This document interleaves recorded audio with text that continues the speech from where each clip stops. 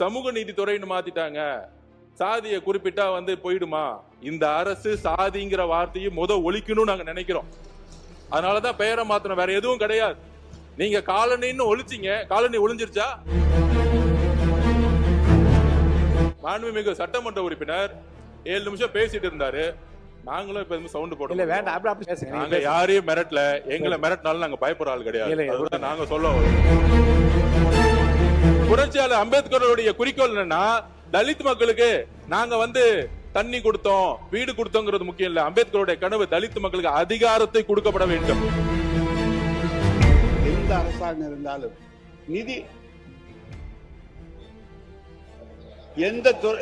எந்த துறையாக இருந்தாலும் கொஞ்சம் எல்லா கண்ட்ரியும் கை தட்டுறீங்கப்பா, எல்லாரும் கை தட்டுற. நாளைக்கு உங்கள் ஓராண்டு காலம் இருந்தால் அவங்களுடைய அரசாங்கத்தை பற்றி முதல் அக்கு வரை ஆதி திராவிட மக்களுக்கு நன்மை செய்தது கலைஞர், திராவிட முன்னேற்ற கழகம் என்பதை பதிவு செய்யும்.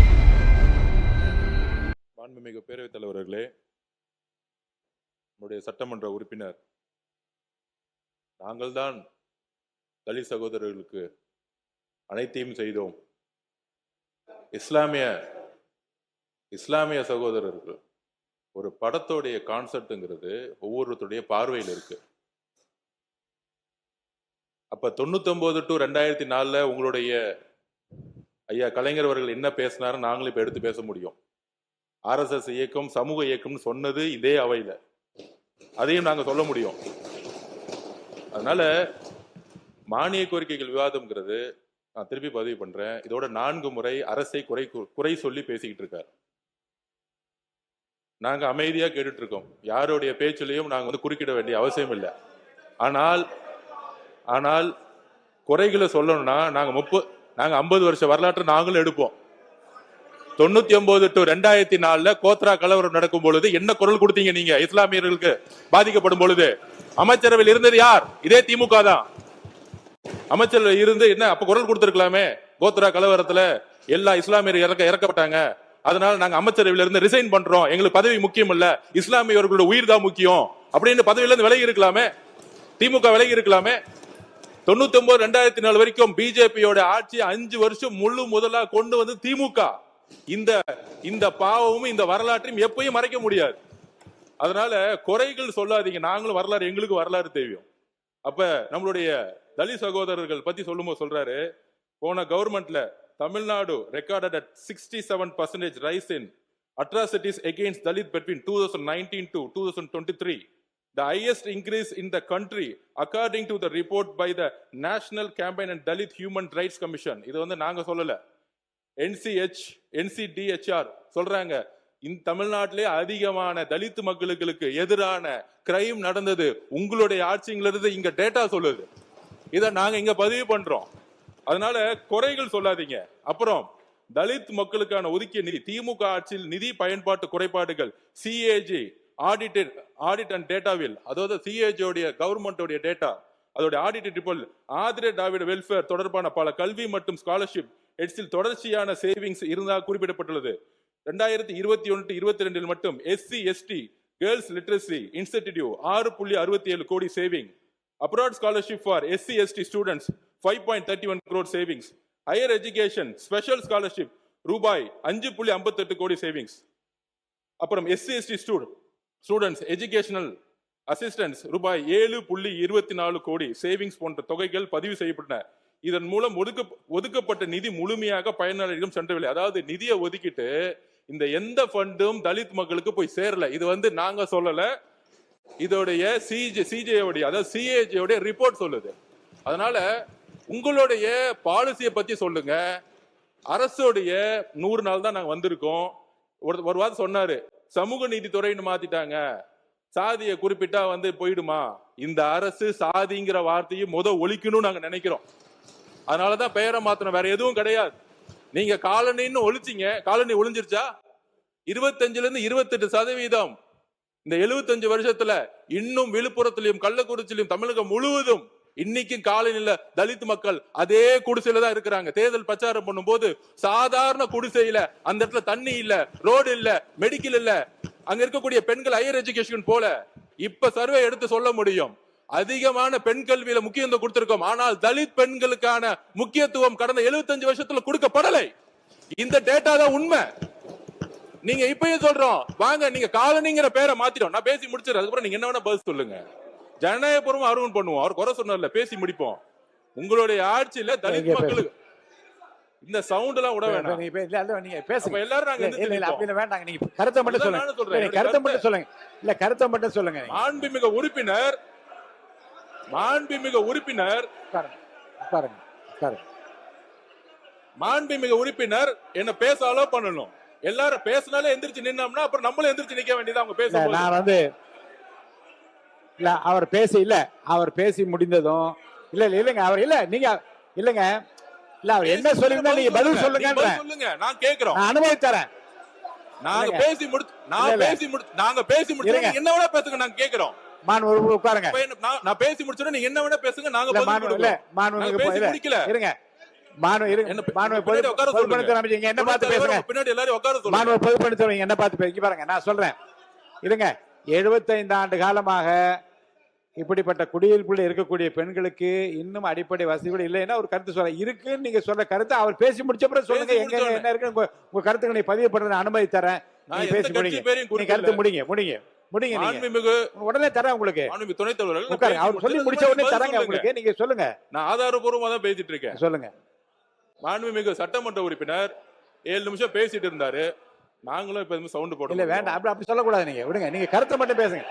நீங்க இல்லங்க இல்ல நாங்கள் இருங்க. உட்காருங்க. இல்ல மாண்பு பொதுப்பணித்துறை அமைச்சர் அவர்கள், நீங்க உங்க கருத்துக்கள் சொல்லிக்கொண்டே வந்து கருத்தை சொல்லி முடிங்க. நீங்க இல்ல நான் பேசும்போது ஏன் சவுண்ட் கொடுக்குறீங்க? இல்ல அது வேண்டாம். நீங்க விடுங்க. நீங்க என்ன பார்த்து சொல்லுங்க. நீங்க பதில் நீங்க பேசுங்க. தொடர்ந்து பேசுங்க. நீங்க பேசுங்க. நாங்க யாரையும் மிரட்டல. எங்களை மிரட்டினாலும் நாங்க பயப்படுற ஆள் கிடையாது. நாங்க சொல்ல வரோம். நீங்க பேசி முடிங்க. எதிர்கட்சிகள் நீங்க பேசி முடிங்க. மாண்புமிகு பேரவைத் தலைவர்களே, எதிர்கட்சிகள் சொல்லக்கூடிய குற்றச்சாட்டுகள் நாங்கள் பதில் சொல்லக்கூடிய சொல்லுங்க. அவங்களுடைய கோரிக்கைகள், திட்டங்கள், பாலிசி பத்தி பேசினா அதுக்கு நாங்க வந்து எந்திரிச்சு பதில் சொல்லவும் செய்யறோம். அப்ப குற்றச்சாட்டு சொல்றாங்க, ஒரு 100 நாள் இருக்கக்கூடிய கவர்மெண்ட்டை பார்த்து சொல்றாங்க, சமூக நீதி துறைன்னு பேர் வச்சிருக்காங்க, சாதிங்கிற பேரை எடுத்துட்டா உங்களுக்கு வந்து இந்த அரசு மாறிடுமா, பேரளவுக்கு வச்சிருக்காங்க. அப்ப காலனின்னு பேரை மாத்துனீங்க, உங்களுடைய உள்நோக்கம் என்ன? காலனிங்கிற ஒரு வார்த்தை சொல்லக்கூடாது, தலித் மக்களுக்கு அவமதிப்பா இருக்குங்கிறது உங்களுடைய உள்நோக்கத்தை நாங்க எந்த விதமான இன்னொரு அர்த்தத்தை கற்பிக்கல. ஆனால் அந்த காலனின்னு பேர் மாத்தினால தலித் சகோதரர் இருக்கக்கூடிய ஏன் சென்னையிலே 40% ஸ்லம்ஸ் தான் இருக்கு. சென்னையில இருக்கு. நான் கூட்டிட்டு போவேன். நான் நார்த் மெட்ராஸ் ஃபுல்லா 60% ஸ்லம்ஸ் இருக்கு. தமிழ்நாடுல நார்த். இதுல என்ன தவறான தகவல்? யார் சொன்னா? இல்ல நான் பேசி முடிச்சிடுறேன், அதுக்கப்புறம் நீங்க பேசுங்க. நான் பேசி முடிக்கல. அதாவது தமிழ்நாடு முழுவதும் தலித் மக்கள்ல, திருப்பியும் சொல்றேன், தலித் மக்கள் இன்றைக்கும் ஒரு காலனில இவங்க சொல்றாங்களே பேர் எடுத்துட்டாங்களே, இன்னும் ஸ்லம்ஸ்ல தான் அவங்க கிட்டத்தட்ட 100 பேர் இருந்தாங்கன்னா 60-65% தலித் மக்கள் ஸ்லம்ஸ்ல தான் இருக்கிறாங்க. தமிழ்நாடு முழுவதும் 100 பேர்னா 30% ஸ்லம்ஸ் தான் இருக்கு. வட மாவட்டங்களும் சரி, தென் மாவட்டங்களும் சரி. அது ஏன்னா நான் தேர்தல் பிரச்சாரம் 234 தொகுதிக்கு போயிருக்கேன். எங்களுக்கு தெரியும்.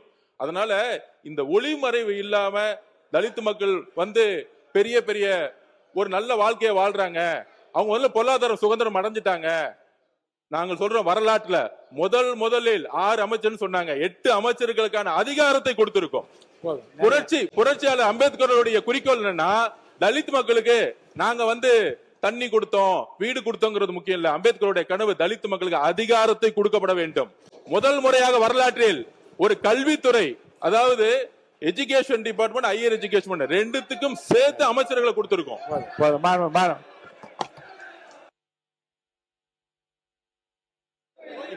உறுப்பினர் கே நேரு அவர்கள், பேரவைத் தலைவர் அவர்களே, முழுமையாக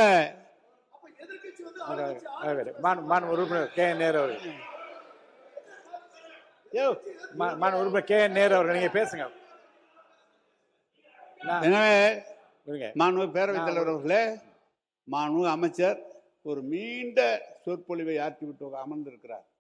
சிஏஜியில ஒரு 65%, 6%, 7% ஒதுக்கப்பட்ட பணம் செலவு பண்ணாமல் இருக்கிறது என்று சிஏஜி அறிக்கையை காட்டுகிறார். எந்த அரசாங்கம் இருந்தாலும் நிதி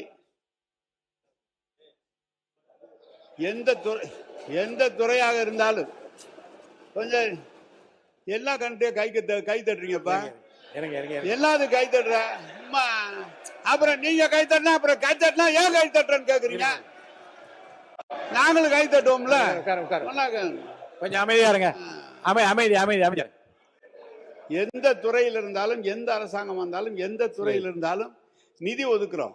ஒரு 4000 கோடி ஒரு தொகை இந்த தொகுதிக்காக, இன்னும் திட்டங்களுக்காக நிதி ஒதுக்குற போது ஒரு சில இடங்களிலே அதை நிர்வாகம் எடுக்கிற போது சில சங்கடங்கள் வரும். நீதிமன்றங்களில் தேர்ந்து தடையாணை பெறுவார்கள். அப்போது அந்த தொகை செலவு பண்ணாமல் நின்றுவிடும். மறுபடியும் அடுத்த ஆண்டு அது வரும். எனவே சிஏஜி அறிக்கையை நமக்கு ஒரு எச்சரிக்கையாக எடுத்துக்கொள்ளாமே தவிர செலவு செய்யாமல் நிறுத்தி விட்டோம், ஆதிதிராவிட மக்களுக்கு செய்யக்கூடிய பணிகளை செய்யாமல் விட்டு விட்டோம் என்றெல்லாம் அர்த்தம் இல்லை. எல்லா அரசாங்கங்களும் எல்லா துறையிலும் அது தொடர்ந்து ஒவ்வொரு ஆண்டு வந்து கொண்டிருக்கிறது. எங்களுக்கெல்லாம் ஒரு பெருமை இருக்கிறது. மாண்புமிகு பேரவைத் தலைவர் அவர்களே, தமிழ்நாட்டில் கலைஞர் அவர்களை பெயரை சொன்னாலே எப்போது பார்த்தாலும் இவர் பிற்படுத்தப்பட்ட தாழ்த்தப்பட்ட மக்கள் என்று பேசுவார்களே தவிர இவர் வேறொன்றும் தெரியாது என்று கலைஞரை பற்றி விமர்சனம் செய்தது உண்டு. அந்த அளவுக்கு ஆதிதிராவிட மக்களுக்கும் பிற்படுத்தப்பட்ட மக்களுக்குமாக அந்த நல்ல காரியங்களை செய்து திராவிட முன்னேற்ற கழகம் இந்த துறையை பிற்பட்டோர் நலத்துறை என்று ஒன்றை உருவாக்கியதே கலைஞர் அவர்கள் தான். எனவே நீங்கள் நினைப்பதை போல அந்த காலத்தில் இப்படி சொன்னார்கள், இந்த காலத்தில் இப்படி அடுத்தது கோவை செழியன் சாரை பேச வைக்க, நீங்க பேசுங்க. எனவே அந்த தொகை செலவு செய்யாமல் விட்டு விட்டோம் என்றெல்லாம் உங்களுடைய அரசாங்கம் போது நீங்க 3 மாசம் ஆயிருக்கீங்க. நாளைக்கு உங்களுக்கு ஓராண்டு காலம் இருந்தால் அவங்களுடைய அரசாங்கத்தை பற்றி 5 ஆண்டுகளுக்கு தான் மக்கள் வாக்களித்து 5 ஆண்டுகள் இந்த ஆட்சி இருக்கும். நீங்க இந்த ஓராண்டு காலம் கழித்து உங்களுடைய அரசாங்கத்தை பற்றி மத்திய அரசாங்கம் நிர்ணயம் செய்வார்கள். அப்போது எந்தெந்த பணம் செலவு செய்யப்பட்டிருக்கிறது, எது செலவு செய்யப்பட்டதுன்னு சொல்வார்கள். எனவே நீங்கள் எதை நாங்கள்லாம் ஆதிதிராவிட மக்களுக்கு செய்யவில்லை என்று, ஆதிதிராவிட மக்கள் கலைஞருடைய காலத்திலும் தளபதியுடைய காலத்தில் தான் மிக உன்னதமான இடத்திற்கு வந்திருக்கிறார்கள். எனவே தொடர்ந்து 8 அமைச்சர்கள் சொன்னார்கள். நம்முடைய தளபதி அவருடைய 5 அமைச்சர்கள் பெரிய துறை உயர்கல்வித்துறையை இன்றைக்கு தந்தார்கள். எனவே அந்த மக்களின் மீது அவர்களுக்கு என்ன அக்கறை இருக்கிறதோ அதை விட கூடுதலான அக்கறை திராவிட முன்னேற்ற கழகத்திற்கும் தலைவருக்கு இருக்கிறது என்பதை தெரிவித்து உறுப்பினர் கோவை செழியன் அவர்கள் இப்போ ஏற்கனவே நிறைய விளக்கத்தை உறுப்பினர் சொல்லிட்டா நீங்க ஏதாவது சொல்லுங்க. கோவை செழியன், உறுப்பினர் கோவை செழியன். மாண்புமிகு பேரவைத் தலைவர் அவர்களே, திராவிட முன்னேற்ற கழக சட்டமன்ற உறுப்பினர் மானிய கோரிக்கையில் கழக அரசு செய்திட்ட பல்வேறு திட்டங்களை எடுத்து சொல்லி நீங்கள் அறிவித்திருக்கிற அறிவிப்பு சில கோரிக்கைகளையும் அரசினுடைய கவனத்தை ஈர்க்கும் விதமாக தான் பேசினார். ஆனால் மாண்புமிகு பொதுப்பணித்துறை அமைச்சர் எழுந்து பல்வேறு விளக்கங்களை தந்து ஒரு பொதுக்கூட்டத்தில் பேசுவதை போல ஆதிதிராவிட மக்களுக்கு திராவிட முன்னேற்ற கழகம் எதுவுமே செய்யாததை போலவும் 25 ஆண்டு காலம் அந்த துறையை திமுக அரசு செயல்படுத்தாமல் விட்டதை போலவும் அந்த நிதி செலவினங்களை முழுமையாக அறிந்தோ அல்லது தெரிந்தோ அரசு ரீதியாக பல்வேறு கருத்துக்களை வழங்கியிருக்கிறார். அது பதிவாகியிருக்கிறது, ஊடகத்தில் ஒளிபரப்பப்பட்டுள்ளது. நான் பேரவைத் தலைவர் வாயிலாக கேட்பது, முதலில் இந்தியாவில் தீப்பிடித்து எரியாத காங்கிரீட் வீடுகளை கட்டித் தருவதற்கு திட்டமிட்டு முதலில் திறந்தது யார்? எந்த அரசு? எலிக்கு ஒரு வலை உண்டு, குருவிக்கு ஒரு கூடு உண்டு. பாழாய்ப்போன இந்த தாழ்த்தப்பட்ட மக்கள் மலையிலே நனைகிறார்கள், தீயிலே கருகிறார்கள் என்று நான் அறிந்தவரை தெரிந்தவரை இந்தியாவின் முதலில் காங்கிரீட் வீடுகளை கட்டித் தந்தது கழக அரசு. பாபுஜி ஜெகஜீவன் ராம் டெல்லி அமைச்சர், அவரை அழைத்து வந்து அதை திறப்பு விழா நடத்தினார். டெல்லி சென்று பாரத பிரதமர் இந்திராவிடம் சொன்னார். தமிழ்நாட்டு முதலமைச்சர் அழைத்தார், சென்றேன், திறந்தேன் என்று பாரத பிரதமர் தமிழகத்தில் அறிமுகப்படுத்தப்பட்ட அந்த வீடு கட்டும் திட்டத்தை தான் இந்தியா முழுவதும் கொண்டு வந்தார் என்பதும் வரலாறு. மற்றொன்று அனைத்து ஜாதியினரும் அர்ச்சகராகலாம். நான் பாசமிகு பொதுப்பணித்துறை அமைச்சரை கேட்கிறேன், ஒரு சமூகத்தில் அந்தஸ்து என்பது ஏற்றளவில் சொல்லளவில் அல்ல. கோயிலுக்குள் போக முடியாது என்ற நிலை ஆண்டாண்டு காலமாக, பல்லாயிரம் ஆண்டு காலமாக என்ன சாதித்து விட்டது என்று கேட்கிறீர்களே. கோயிலுக்குள் நுழைய முடியாத தூரத்தில் நின்று கைகட்டி நின்ற அந்த ஆதி திராவிடனை கோயில் அறங்காவலர்கள் ஒருவராக நியமித்து ஒரு அங்கீகாரத்தை வழங்கினாரே, சமூகத்தினுடைய வளர்ச்சி அல்லவா? தாழ்த்தப்பட்ட மக்கள் குடியிருக்கிற அந்த தாழ்த்தப்பட்ட பகுதி மக்கள் வெளிநாட்டில் வாழ வேண்டும், படிக்க வேண்டும் என்பதற்காக ஆனால் அம்பேத்கர் பெயரில் அயலக வெளிநாட்டு மாணவர்கள் கல்வி பயிலும் திட்டம். எனவே ஆ முதல் அக்கு வரை ஆதி திராவிட மக்களுக்கு நன்மை செய்தது கலைஞர், திராவிட முன்னேற்ற கழகம் என்பதை பதிவு செய்கிறேன்.